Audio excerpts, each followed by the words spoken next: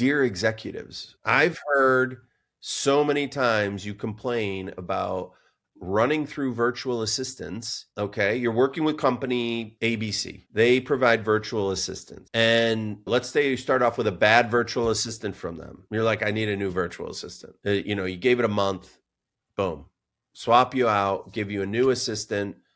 You give it another 2 months, the assistant still doesn't feel like it's meeting the needs. Swap you out for a third. Boom. Wow. Jane is awesome. This is fantastic. 3 weeks in, it felt like you were working with her for 3 months. 6 weeks, says, I'm leaving the company. And you signed an agreement to where you can't hire her directly for a year at least. And you come to me and you say, I don't know why this happens. I swap through assistants and then I get a good one and then she leaves. And all I have to say is, do you know how much the assistant was making? That's it. And they'll say, well, I know I'm paying the company $50, $60, $70 an hour. I'm like, yeah, but do you know how much the assistant is making? The one you're working with. And they're like, no. And I said, oh, you're working with ABC virtual assistants? I can tell you. That's actually a really good one. And the assistant's making $30 an hour.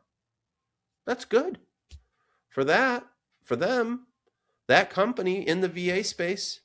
Now, if you're working with company D, E, and F, that is the big gorilla in the space, that would be $26.50 is what they start at. And then those companies turn around and tell the assistant, well, you're at the high end of the market. No, you're not at the high end of the market. No, because the value is just immense if it's the right value. And that's why we're transparent.